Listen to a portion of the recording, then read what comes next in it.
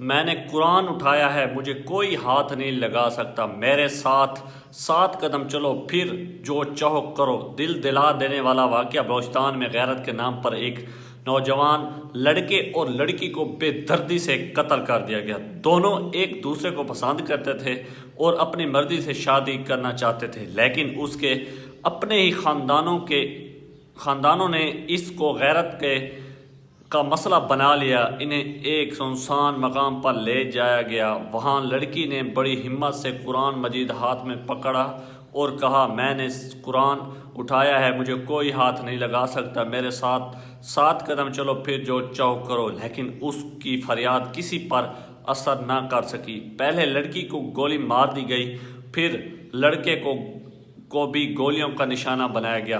دونوں موقع پر ہی دم توڑ گئے۔ جب یہ ویڈیو منظر عام پر آئی تو سوشل میڈیا پر شدید غصہ پھیل گیا۔